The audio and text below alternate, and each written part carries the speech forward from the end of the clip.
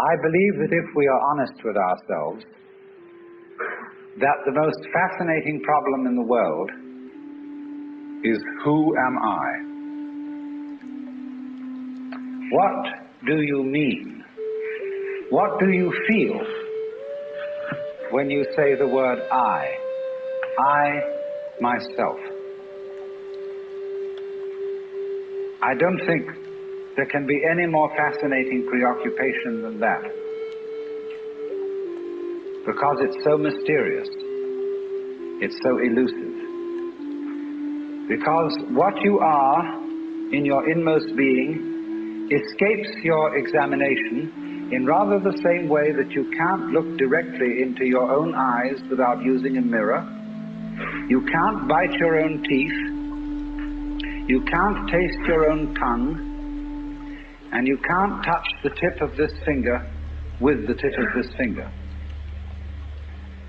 And that's why there's always an element of profound mystery in the problem of who we are. This problem has fascinated me for many years, and I've made many inquiries. What do you mean by the word I? And there is a certain consensus about this, a certain agreement, especially among people who live in Western civilization. Most of us feel I, ego, myself, my source of consciousness, to be a center of awareness and of a source of action that resides in the middle of a bag of skin. And so we have what I have called the conception of ourselves as a skin-encapsulated ego. Now, it's very funny how we use the word I. If we just refer to common speech, we are not accustomed to say, I am a body. We rather say, I have a body. We don't say, I beat my heart, in the same way as we say, I walk, I think, I talk. We feel that our heart beats itself, and that has nothing very much to do with I. In other words, we don't regard I myself as identical with our whole physical organism. We regard it as something inside it. And most Western people locate their ego inside their heads. You are somewhere between your eyes and between your ears, and the rest of you dangles from that point of reference. It is not so in other cultures. When a Chinese or Japanese person wants to locate the center of himself, he points here, not here. Here to what Japanese call the kokoro, or the Chinese call shin, the heart, mind. Some people also locate themselves in the solar plexus. But by and large, we locate ourselves behind the eyes and somewhere between the ears, as if within the dome of the skull there was some sort of arrangement such as there is at the SAC headquarters in Denver, where there are men in great rooms surrounded with radar screens and all sorts of things, and earphones on, watching all the movements of planes all over the world. So in the same way, we have really the idea of ourselves as a little man inside our heads who has earphones on, which bring messages from the ears, and who has a television set in front of him, which brings messages from the eyes, and all sorts of electrode things are all over his body, giving him signals from the hands and so on, and he has a panel in front of him with buttons and dials and things, and so he more or less controls the body. But he isn't the same as the body, because I am in charge of what are called the voluntary actions.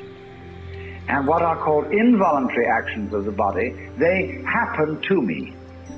I am pushed around by them, but to some extent also I can push my body around.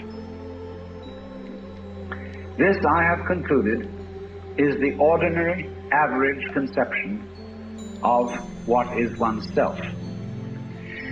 And look at the way children, influenced by our cultural environment, ask questions.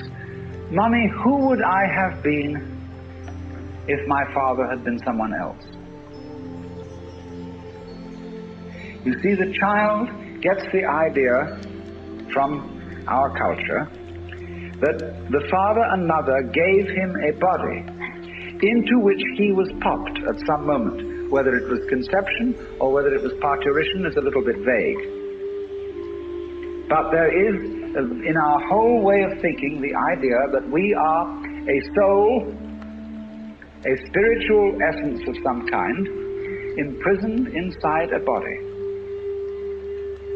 And that we look out upon a world that is foreign to us. In the words of the poet Houseman, I, a stranger and afraid, in a world I never made. And so, therefore, we speak of confronting reality, facing the facts. We speak of coming into this world. And this whole sensation that we are brought up to have of being an island of consciousness locked up in a bag of skin, facing outside us a world that is profoundly alien to us in the sense that what is outside me is not me.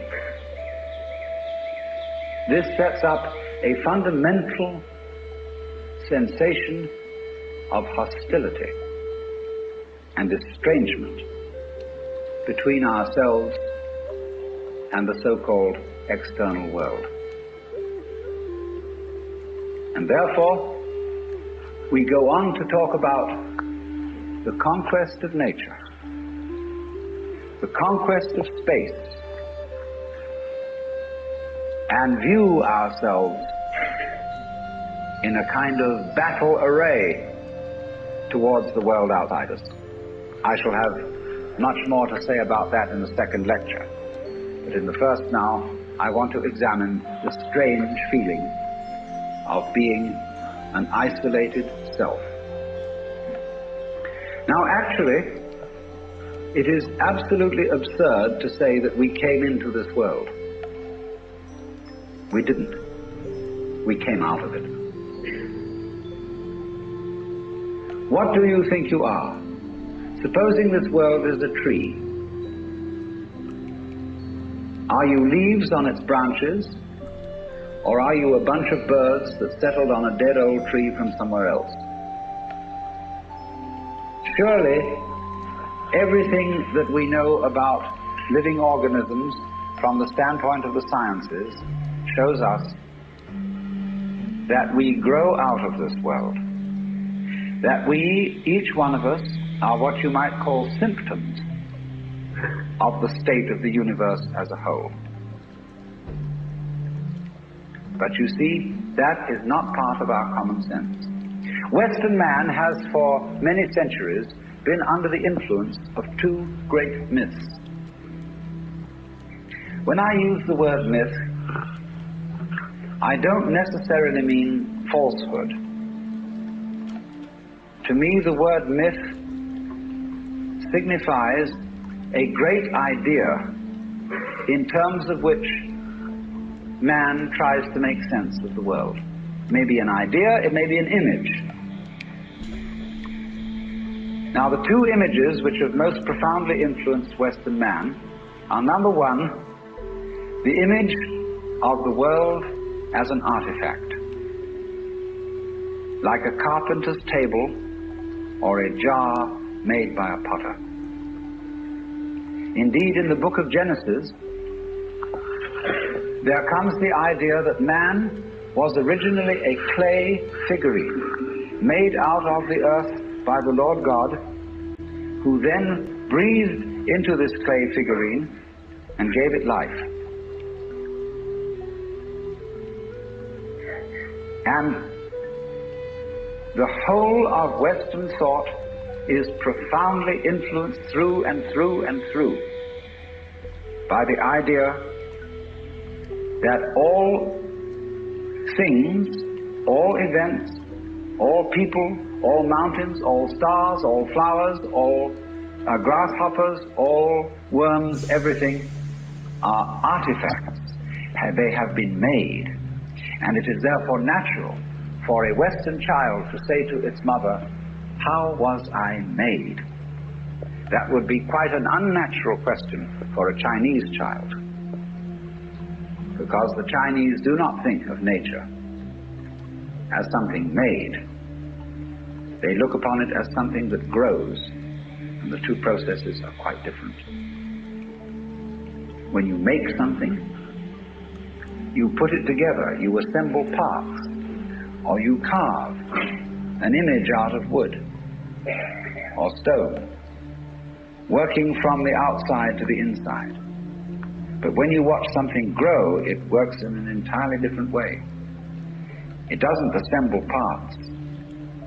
It expands from within and gradually complicates itself, expanding outwards, like a bud blossoming, like a seed turning into a plant.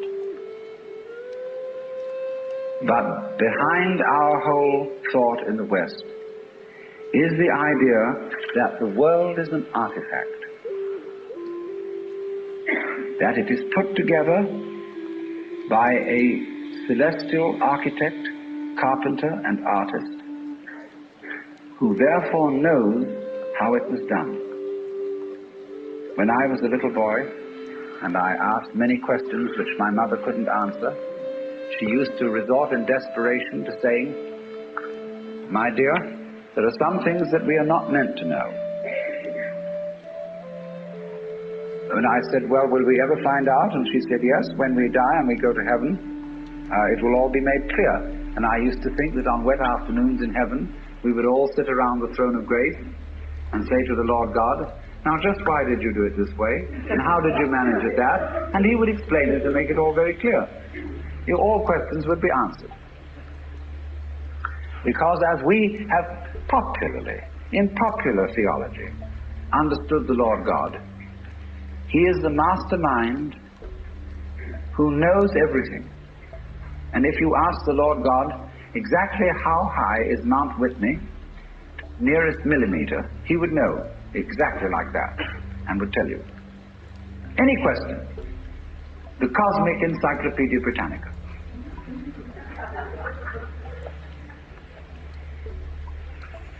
Unfortunately, this particular image or myth became too much for Western man, because it was oppressive. To feel that you are known through and through and watched all the time by an infinitely just judge. I have a friend, a very enlightened woman. She's a Catholic convert, but a very enlightened Catholic. And in her bathroom, she has on the pipe that connects the tank with the toilet seat a little framed picture of an eye. And underneath in Gothic letters is written, "Thou God seest me." Everywhere is this eye watching, and judging you, so that you always feel you're never really by yourself. But the old gentleman is observing you and writing notes in his black book.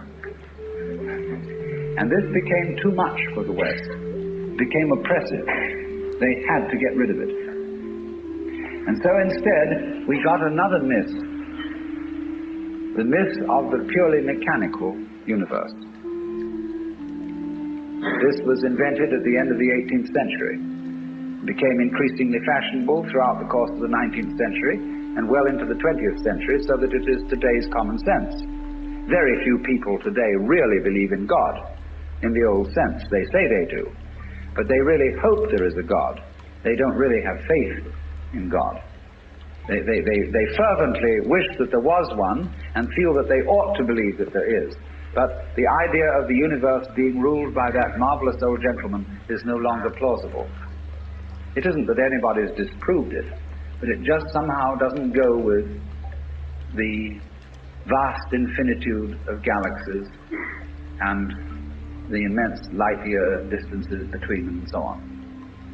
So instead, it has become fashionable, and it is nothing more than a fashion, to believe that the universe is dumb, stupid, that intelligence, values, love, and fine feelings reside only within the bag of the human epidermis, and that outside that, the thing is simply a kind of a chaotic, stupid interaction of blind forces. Courtesy of Dr. Freud, for example, biological life is based on something called libido, which was a very, very loaded word. Blind, ruthless, uncomprehending lust. That's the foundation of the human unconscious. And similarly to thinkers like of the 19th century, like Ernst Haeckel, even Darwin, T.H. Huxley, and so on, there was this notion that at the root of being is an energy. And this energy is blind. This energy is just energy. And it's utterly and totally stupid. And our intelligence is an unfortunate accident. By some weird freak of evolution, we came to be these feeling and rational beings, more or less rational. And this is a ghastly mistake, because here we are in a universe that has nothing in common with us, doesn't share our feelings, has no real interest in us. We're just a sort of cosmic fluke. And therefore, the only hope for mankind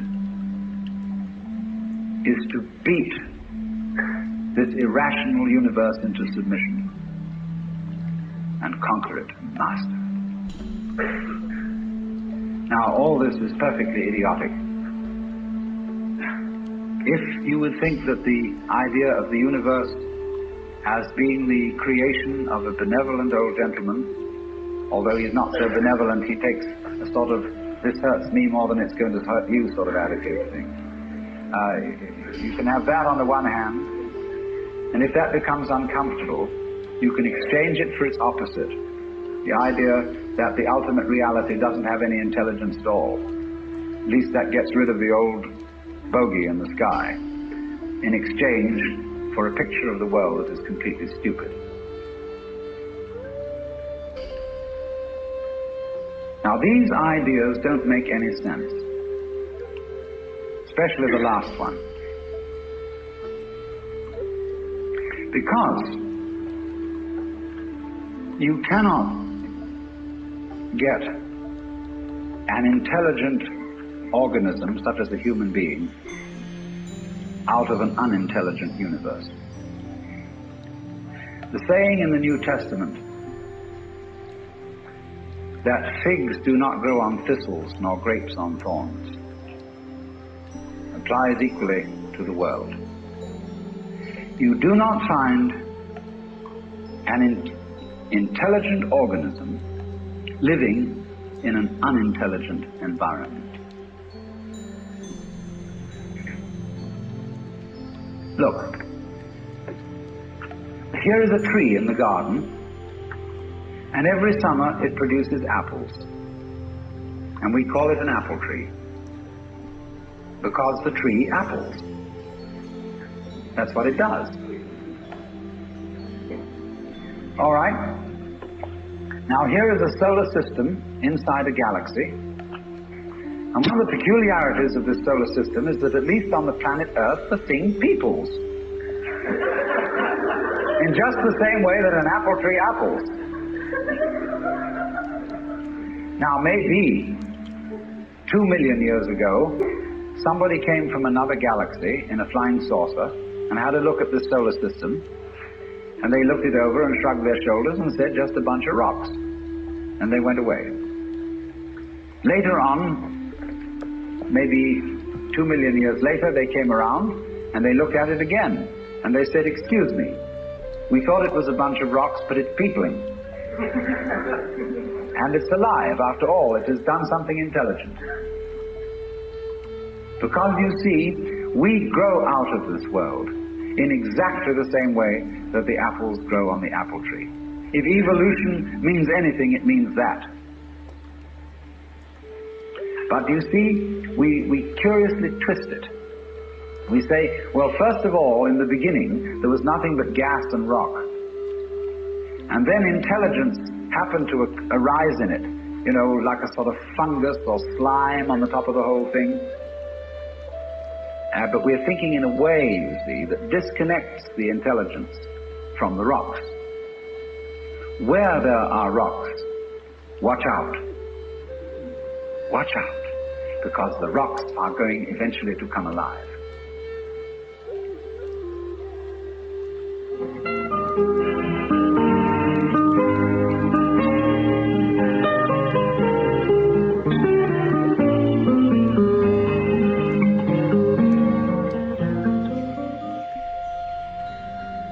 Where there are rocks, watch out.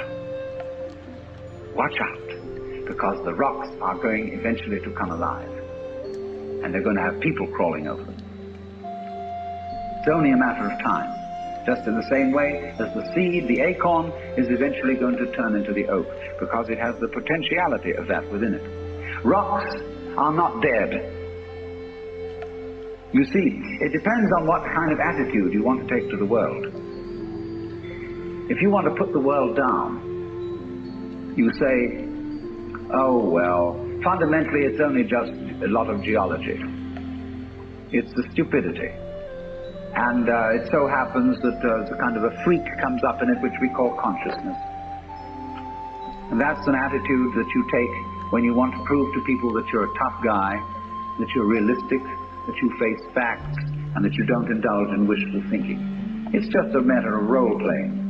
And you must be aware of these things. They are fashions in the intellectual world. On the other hand, if you feel warm-hearted towards the universe, you put it up instead of putting it down, and you say about rocks, they're really conscious, but a very primitive form of consciousness. Because after all, when I take even this crystal here, which is glass, and go, well, it makes a noise. And that response, that resonance, is an extremely primitive form of consciousness. Our consciousness is much more subtle than that. But when you hit a bell and it rings, you touch a crystal and it responds, inside itself, it has a very simple reaction. It goes jangle inside, whereas we go jangle with all sorts of colors and lights and intelligence, ideas and thought. It's more complicated. But both are equally conscious, but conscious in different degrees. That's a perfectly acceptable idea. It's just the opposite of the idea. See, all I'm saying is that minerals are a rudimentary form of consciousness, whereas the other people are saying that consciousness is a complicated form of minerals. You see? And what they want to do is to say everything is kind of bleh. Whereas what I want to say is hooray, life is a good show. Now then, as we study man or any other living organism and try and describe him accurately and scientifically, we find that our normal sensation of ourselves as isolated egos inside a bag of skin is a hallucination. It really is. It's absolutely nothing. Because when you describe human behavior, or the behavior of a mouse or a rat or a chicken or anything you want to describe, you find that as you try to describe its behavior accurately, you must also describe the behavior of its environment. Supposing I walk, and you want to describe the action of walking. You can't talk about my walking without also describing the floor. Because if you don't describe the floor and the space in which I am moving, all you will be describing is somebody swinging his legs in empty space. So as to describe my walking, you must describe the space in which you find me. You know, you couldn't see me unless you could also see my background, what stands behind me. See, if I myself, if the boundaries of my skin were coterminous with your whole field of vision, you wouldn't see me at all. You would see my bright red vest instead. That's why I put it on this evening, to demonstrate this point. And that would be the thing that filled your field of vision, that was the thing standing there. You wouldn't see me, because in order to see me, you have to see not only what is inside the boundary of my skin, but you have to see what is outside it too. Now that's terribly important. Really, the fundamental, ultimate mystery, the only thing you need to know to understand the deepest metaphysical secrets is this: that for every outside there is an inside, and for every inside there is an outside.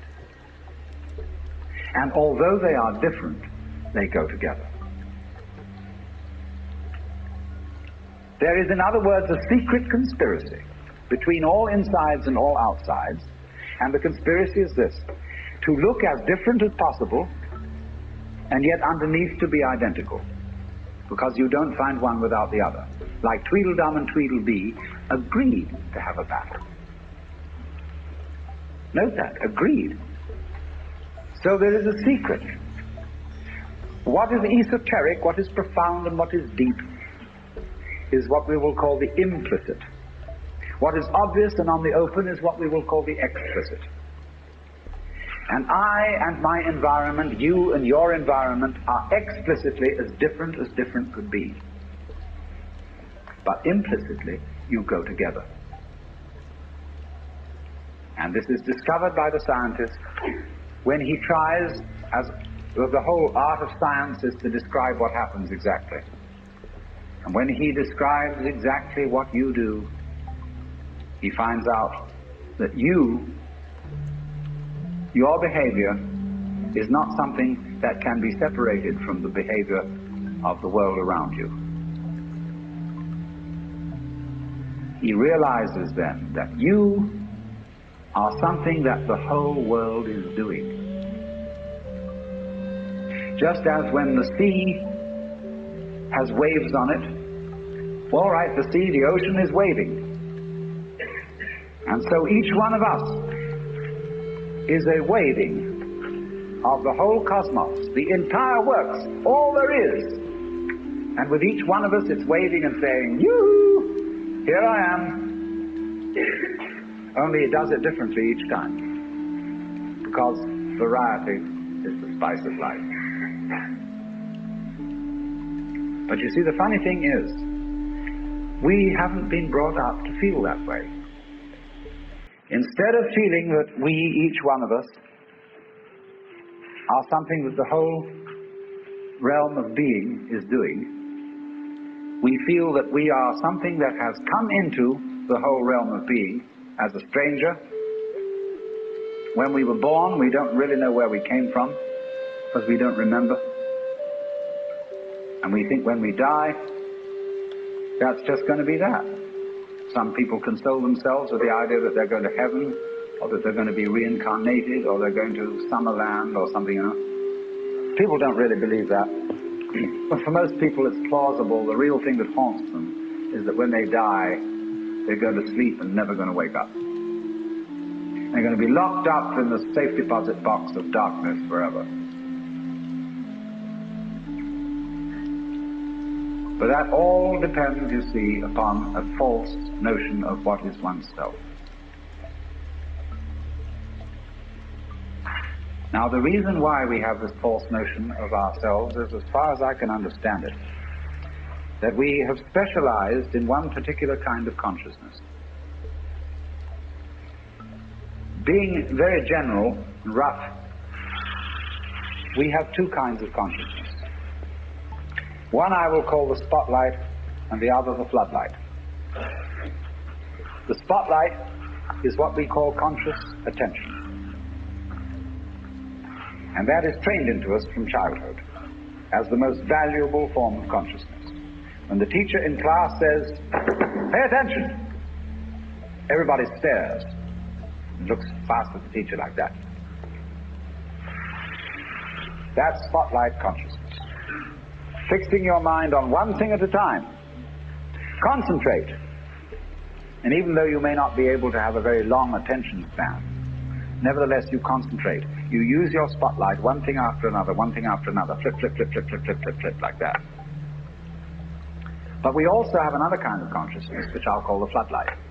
For example, you can drive your car for several miles with a friend sitting next to you, and your spotlight consciousness will be completely absorbed in talking to your friend. Nevertheless, your floodlight consciousness will manage the driving of the car, will notice all the stoplights, the other idiots on the road, and so on, and you'll get there safely, without even thinking about it. But our culture has taught us to specialize in spotlight consciousness and to identify ourselves with that form of consciousness alone. I am my spotlight consciousness. My conscious attention, that is my ego, that is me. And very largely we ignore the floodlight. Now the floodlight consciousness is working all the time. Every nerve end that we have is its instrument. You know, you can go out to luncheon or something and you sit next to Mrs. So-and-so, and you go home and your wife says to you, "Was Mrs. So-and-so there?" "Yes, I sat next to her." "Well, what was she wearing?" "I haven't the faintest idea." You saw, but you didn't notice.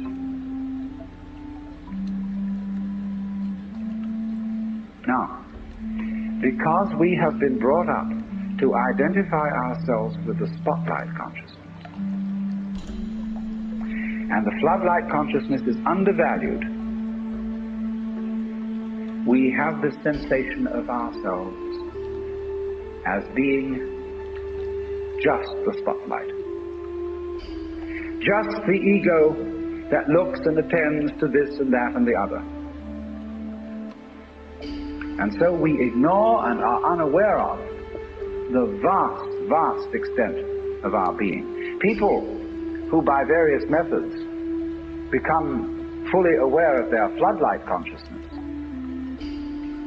have what is called a mystical experience, or a cosmic consciousness, or what the Buddhists call bodhi, awakening. The Hindus call moksha, liberation, because they discover that the real deep, deep self, that which you really are, fundamentally and forever,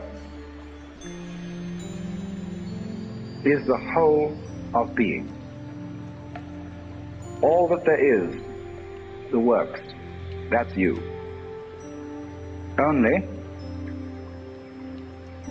that universal self that is you has the capacity to focus itself at ever so many different here and nows. So when you use the word I, this, as William James said, is really a word of position, like this or here.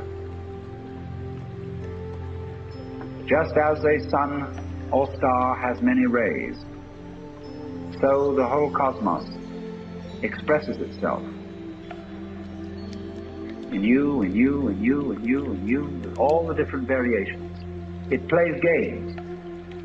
It plays the John Doe game, the Mary Smith game.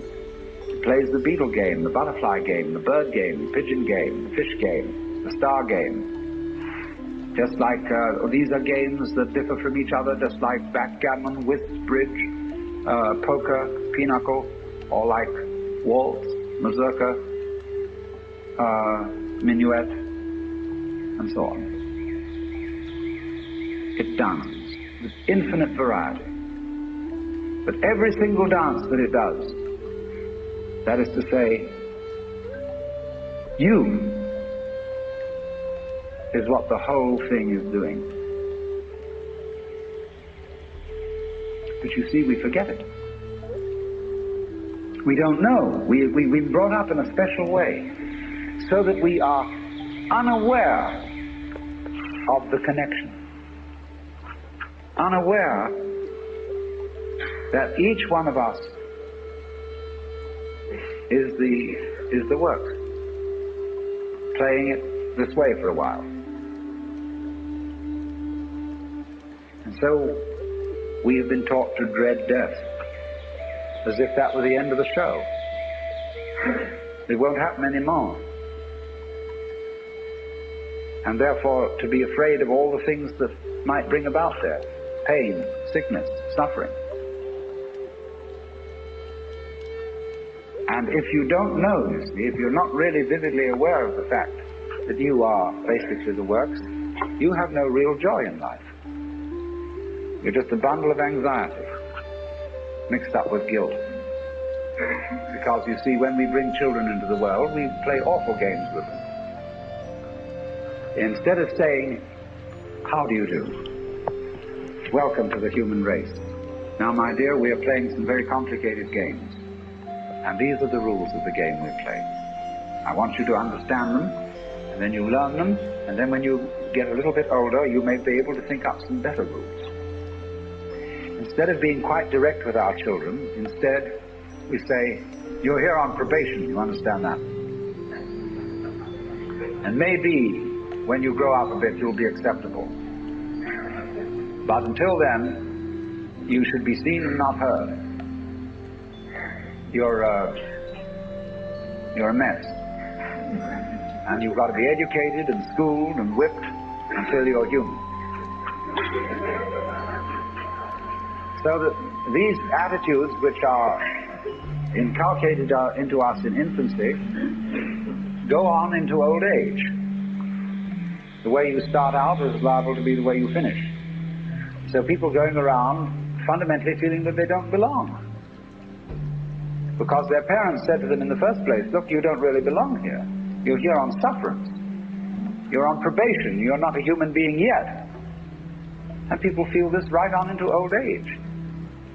And so they figure that the universe is presided over by this awful kind of God the Father parent, who, yes, has our best interest at heart, is loving, but who spares the rod spoils the child. Whom the Lord loveth, he chastens.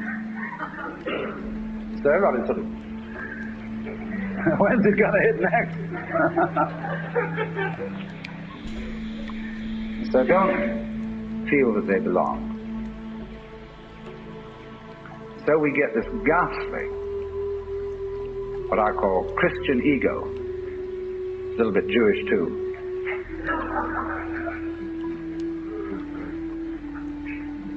who really feels that he's homeless, he's an orphan. Even the Christians say we are sons of God by adoption and grace. Not real sons, but by adoption and grace on sufferance.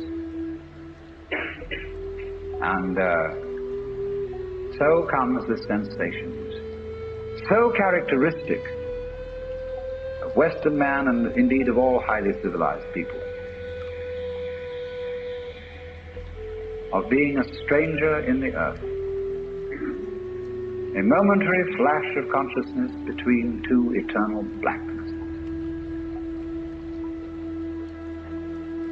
And therefore, in constant contentiousness with everything around you, not only with other people, but with the earth, with the waters, and the symbol of it all in our culture is the bulldozer.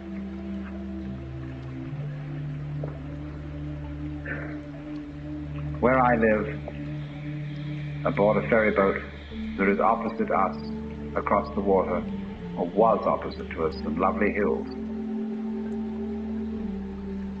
They are going to put houses there. But they are going to try and put the sort of houses you would find in a suburban tract lot, on a hill of all things. Because a good architect can make a house fit the hill. He doesn't have to destroy the hill to put a house on it. And if you want to live on a hill, obviously you want to live on a hill. And you don't want to destroy the hill by virtue of living on it. But that's what they do, especially in California. Because Texas is kind of flat, and they don't have to do that kind of thing. But in California, where we've got lots of hills, they always scrape the tops off them till they're perfectly flat. Then they put houses on, and then they scrape them off in terraces all the way down.